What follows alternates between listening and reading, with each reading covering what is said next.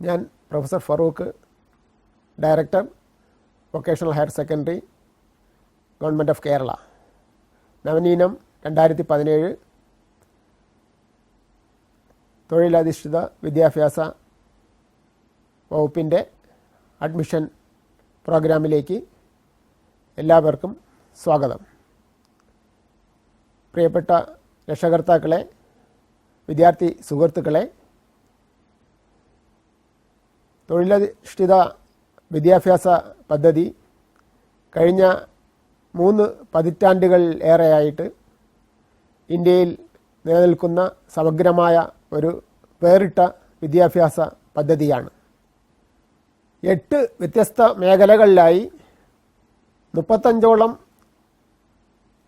Specialised കോഴ്സുകളാണ് VHSEയിൽ നടപ്പിലാക്കുന്നത്. ദേശീയ നൈപുണ്യ വികസന പദ്ധതി NSQF എല്ലാ സംസ്ഥാനങ്ങളിലെയും നടപ്പിലാക്കുകയാണ്.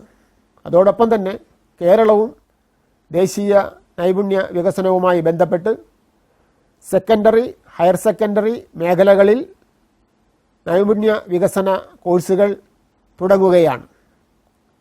ഒരേ സമയം തന്നെ ഡ്യുവൽ സർട്ടിഫിക്കേഷൻ, അതായത് ഹയർ സെക്കൻഡറിക്ക് തുല്യമായ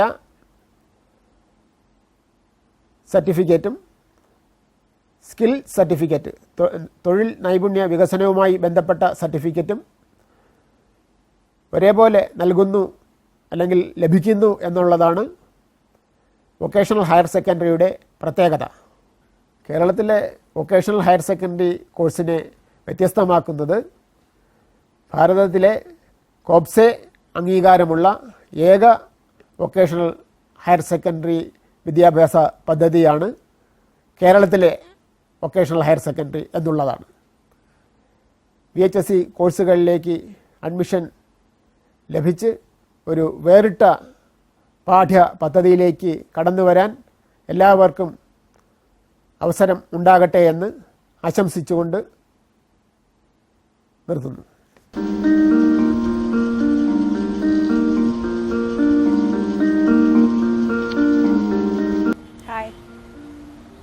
പേര് ലിനു സാറ ജോൺ.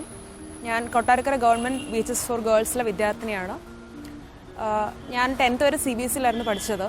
അത് കഴിഞ്ഞിട്ട് VHSലോട്ട് വന്നു. അപ്പോൾ എൻ്റെ ക്ലാസ്മേറ്റ്സും എൻ്റെ കൂടെയുള്ളവരും എൻ്റെ നാട്ടിലുള്ളവരും എല്ലാം എൻ്റെ അടുത്ത് ചോദിച്ചു 10th മാർക്ക് ഇല്ലാഞ്ഞിട്ടാണോ VHSലോട്ട് വന്നതെന്ന്. അപ്പോൾ ഫുൾ A1 ഉണ്ടെന്ന് പറഞ്ഞിട്ട് അവർക്ക് ആർക്കും വിശ്വാസമായില്ല. അന്ന് എനിക്ക് ഒരുപാട് സങ്കടം തോന്നി. പക്ഷേ ഇപ്പം ആ ഡിസിഷൻ എടുത്താൽ ഞാൻ ഒരുപാട് അഭിമാനിക്കുന്നുണ്ട്.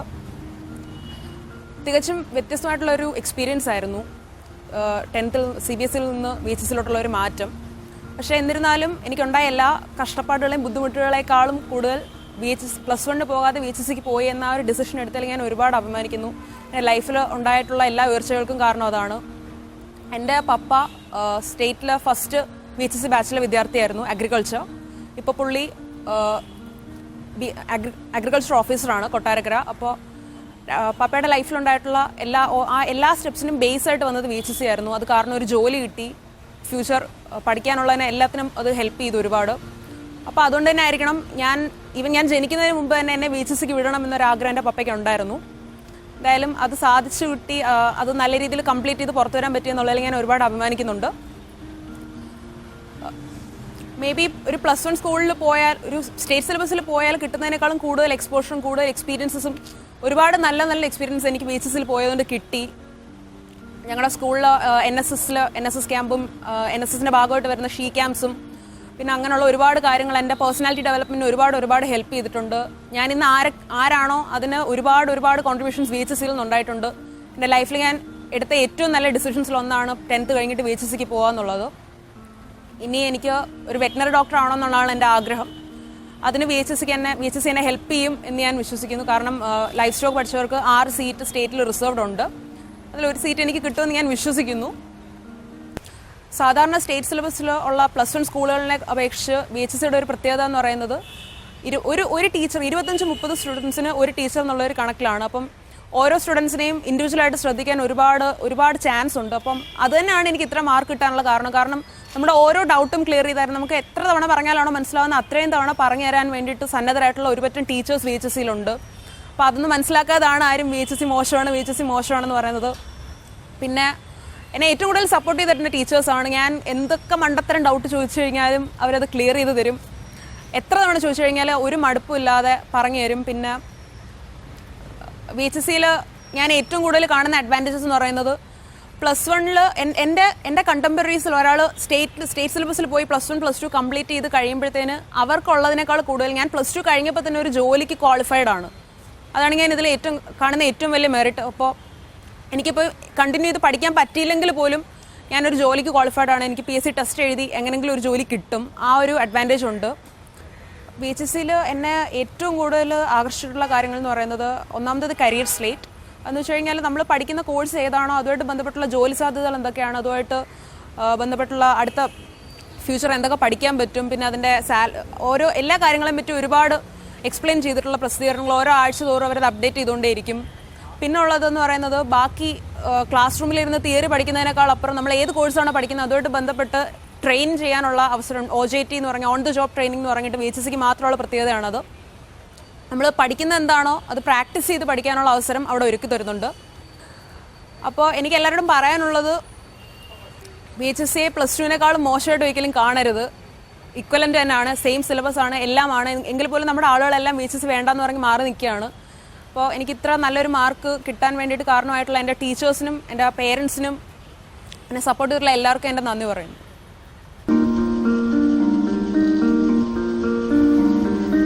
ഞാൻ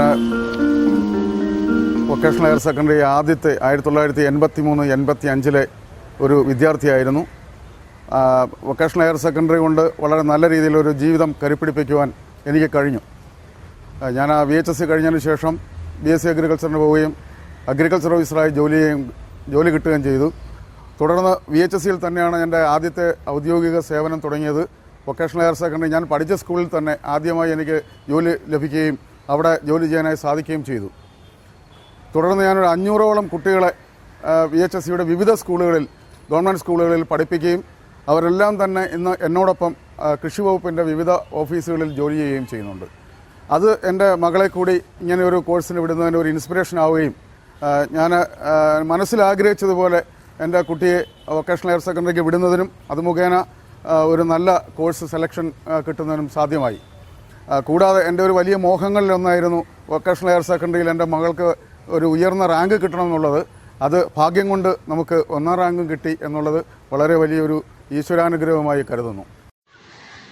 ഹലോ, നമസ്കാരം. ഞാൻ നിങ്ങളുടെ സുരഭി ലക്ഷ്മിയാണ്. ഒരു നടിയായിട്ടില്ലായിരുന്നെങ്കിൽ എന്താവാനാണ് ആഗ്രഹം എന്നൊക്കെ എന്നോട് ചിലർ ചോദിക്കാറുണ്ട്. പക്ഷെ എനിക്കൊരു ലൈഫ് സ്റ്റോക്ക് ഇൻസ്പെക്ടർ ആവാനായിരുന്നു ആഗ്രഹം. കാരണം നിങ്ങളിത് മാതിരി ഒരു ഡോക്ടർ ആവാനുള്ള ബുദ്ധിയൊന്നും എനിക്കില്ല. അപ്പം അതുകൊണ്ട് തന്നെ നമ്മൾ ഇപ്പോൾ മൃഗങ്ങൾ ഇപ്പോൾ സംസാരിക്കില്ലല്ലോ, പക്ഷെ നമ്മളത് കണ്ടറിഞ്ഞിട്ട് ചെയ്യണ്ടേ. അപ്പം അങ്ങനെ ചെയ്യുന്ന ആളുകളുടെ ഓരത്ത് നിന്ന് മൃഗങ്ങളെ സ്നേഹിക്കാനും അവരുടെ പ്രശ്നങ്ങൾ മനസ്സിലാക്കാനും ഒക്കെ എൻ്റെ ഒരു ഇഷ്ടം. അതുകൊണ്ട് ഞാൻ എൻ്റെ വൊക്കേഷണൽ ഹയർ സെക്കൻഡറിയിൽ ലൈഫ് സ്റ്റോക്ക് മാനേജ്മെൻ്റ് ആയിരുന്നു പഠിച്ചത്. നിർഭാഗ്യവശാൽ എനിക്ക് BSc എഴുതാൻ പറ്റിയില്ല. അതുകൊണ്ട് അത് ചെയ്യാനും പറ്റും. എൻ്റെ ഹൃദയം നിറഞ്ഞ ആശംസകൾ നേരുകയാണ് നിങ്ങളുടെ മുന്നോട്ടുള്ള എല്ലാ പ്രയാണത്തിനും. Thank U.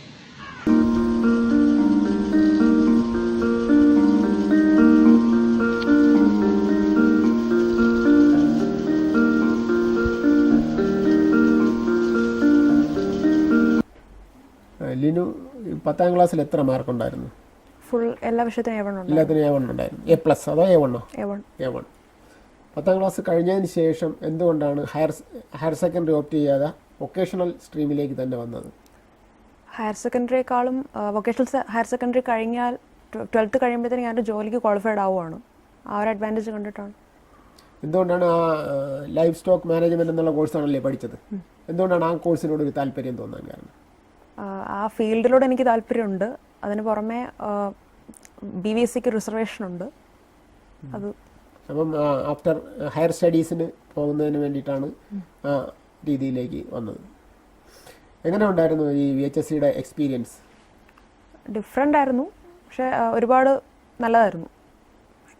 ഞാൻ ചോദിക്കുന്നത്, നമുക്ക് ഈ VHSCയിൽ വരുമ്പോൾ നമ്മൾ ഹയർ സെക്കൻഡറിയുടെ കൂടെ തന്നെ നമ്മളൊരു തൊഴിലും കൂടെ അഭ്യസിക്കുകയാണ്.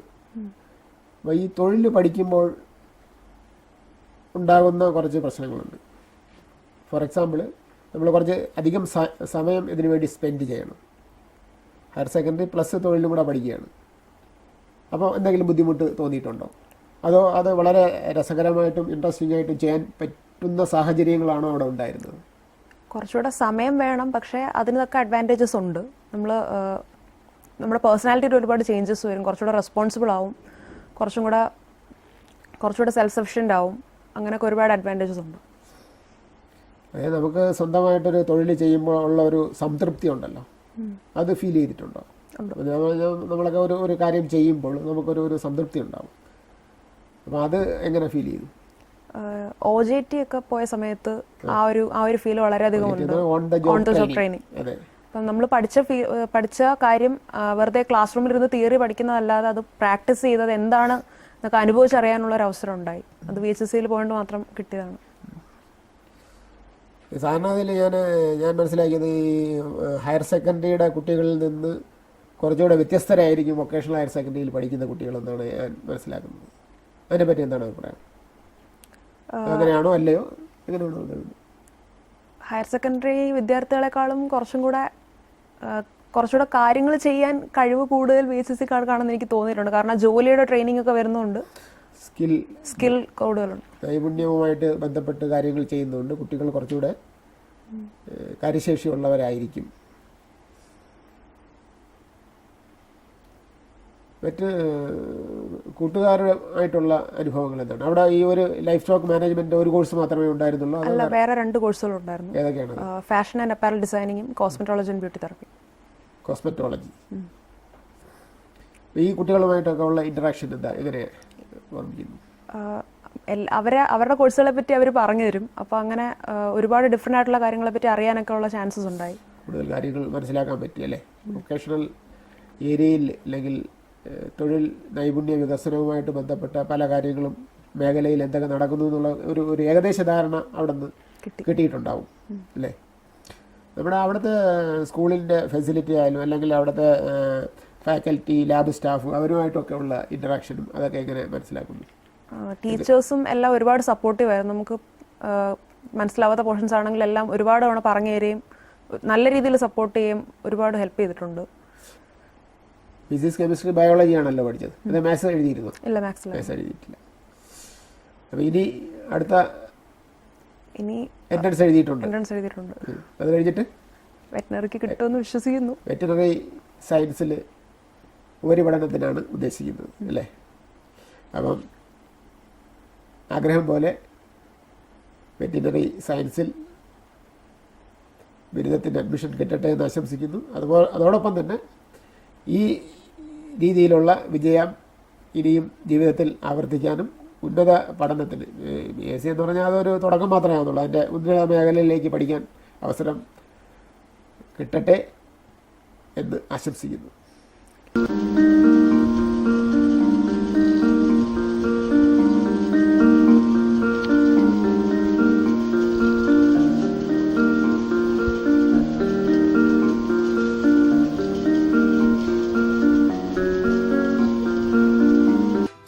അതിനൂതനമായ സാങ്കേതിക വിദ്യയുടെ വിശാലമായ ലോകത്താണ് നാം ഇന്ന് ജീവിക്കുന്നത്. അനുദിനം വളർന്നുകൊണ്ടിരിക്കുന്ന ഒരാധുനിക ശാസ്ത്രശാഖയാണ് ഇലക്ട്രോണിക്സ്. അതിൻ്റെ ഗുണഫലങ്ങൾ നാം ഏവരും ഇന്ന് അനുഭവിക്കുന്നു. സ്മാർട്ട് ഫോണുകളും ലാപ്ടോപ്പുകളും ഡെസ്ക്ടോപ്പ് കമ്പ്യൂട്ടറുകളും ഇന്ന് ഏവരും ഉപയോഗിക്കുന്ന ഒന്നായി മാറിക്കഴിഞ്ഞു. ഈ ഉപകരണങ്ങളെല്ലാം തന്നെ നമ്മുടെ ജീവിത സൗകര്യം വർദ്ധിപ്പിച്ചു എന്നത് തർക്കമില്ലാത്ത ഒരു കാര്യം തന്നെ. എന്നാൽ ഇതിനൊരു മറുവശമുണ്ട്. ടെക്നോളജിയുടെ വളർച്ച ഇന്ന് വളരെ വേഗമാണ് സംഭവിക്കുന്നത്. ഒരു ഉപകരണം വാങ്ങി 6 മാസം കഴിയുമ്പോൾ തന്നെ പുതിയൊന്ന് മാർക്കറ്റിൽ വന്നു കഴിയും.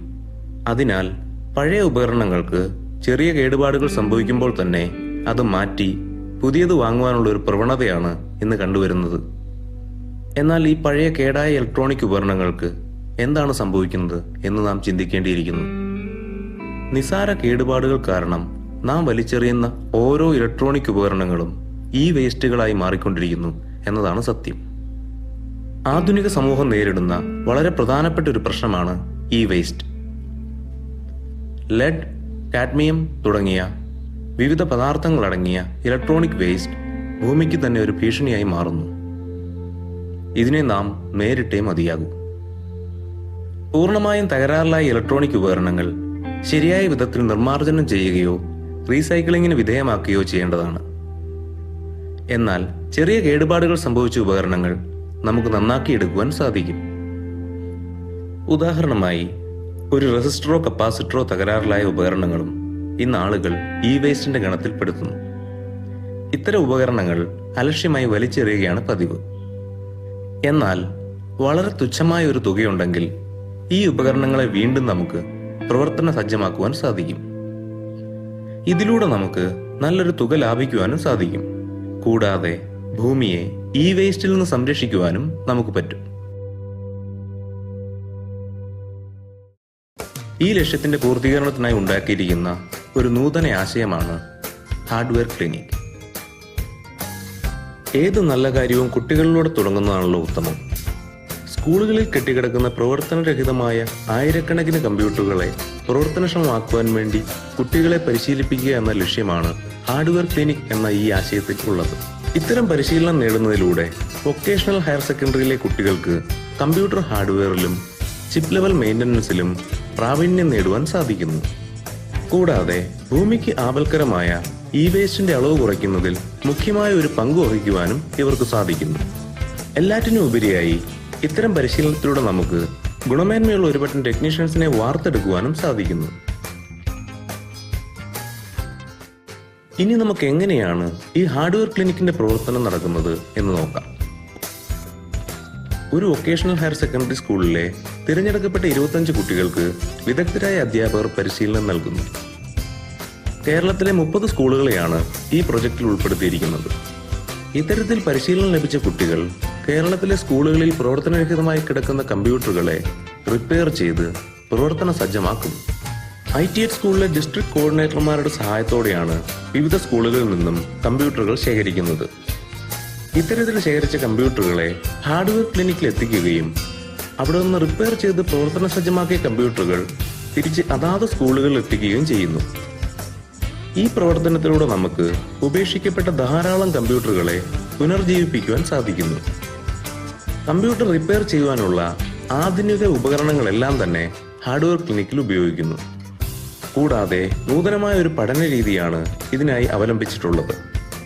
സുരക്ഷിതമായ രീതിയിൽ ഇത്തരം ഉപകരണങ്ങളെ പ്രവർത്തിപ്പിക്കുന്നതിനുള്ള പരിശീലനവും കുട്ടികൾക്ക് ലഭിക്കുന്നു. അറിവുള്ള, കഴിവുള്ള ഒരു പുതുതലമുറയെ വാർത്തെടുക്കുന്നതിനോടൊപ്പം ഇലക്ട്രോണിക് വേസ്റ്റിൽ നിന്നും ഭൂമിയെ സംരക്ഷിക്കുവാനും നമുക്ക് സാധിക്കും എന്നിടത്താണ് ഹാർഡ്വെയർ ക്ലിനിക് എന്ന ഈ ആശയത്തിന്റെ മൂല്യം വർദ്ധിക്കുന്നത്. ഹയർ സെക്കൻഡറിക്കാർക്കാണെങ്കിൽ എപ്പോഴും അതിൻ്റെ ക്ലാസ്സിനുള്ളിൽ 4 ചുവരുകൾക്കുള്ളിൽ അടച്ചിട്ട് അവരെപ്പോഴും പഠിക്കുക ആ ഒരു രീതിയിലേക്കാണ് അവർ ജീവിക്കുന്നത്. പക്ഷെ ഞങ്ങൾക്ക് അതിൽ നിന്ന് വ്യത്യസ്തമായിട്ട് ഞങ്ങൾ പുറത്തു പോയി ജോലി ചെയ്യായിട്ട് ഞങ്ങൾക്ക് ഒരിക്കലും തോന്നിയിട്ടില്ല. ജസ്റ്റ് ഞങ്ങളെല്ലാവരും കളിച്ച് ചിരിച്ച് നടക്കുന്നു. അതേപോലെ തന്നെ എന്തെങ്കിലുമൊക്കെ നാട്ടുകാർക്ക് എല്ലാവർക്കും സഹായം ചെയ്യുന്നു. പക്ഷെ അവർക്ക് ഈ രീതിയിലുള്ള കാര്യങ്ങളൊന്നും ഇതുവരെ ഇല്ല. ജീവിതത്തിലെ ഏറ്റവും സൗഭാഗ്യകരമായൊരു ടൈമിലാണ് ഇപ്പം ഞാൻ നിൽക്കുന്നത്. അതിന് കാരണം VHSC ആണ്. ഇടുക്കിയിലുള്ള ഒരു സാധാരണക്കാരിക്ക് ഒരിക്കലും ചിന്തിക്കാൻ പോലും കഴിയാത്തൊരു കാര്യമാണ് ഡൽഹിയിൽ രാഷ്ട്രപതി ഭവനിൽ പോവുക, രാഷ്ട്രപതിയായിട്ട് നേരിട്ട് കാണുക, ഒരുമിച്ചൊരു ഫോട്ടോ എടുക്കുക. അതൊക്കെ സാധിച്ചത് VHSC എന്നതിന് ശേഷമാണ്. എനിക്ക് എന്നിലുള്ള എന്തൊക്കെയോ എന്നിലുള്ള കഴിവുകളെ തിരിച്ചറിയാൻ പറ്റിയത് VHSCയിൽ വന്നതിന് ശേഷമാണ്. VHSC കോഴ്സുകളെക്കുറിച്ചും സാധ്യതകളെക്കുറിച്ചും പഠന വിഷയങ്ങളെക്കുറിച്ചും അറിയാൻ ഡയൽ ചെയ്യൂ 0484 6636 9699.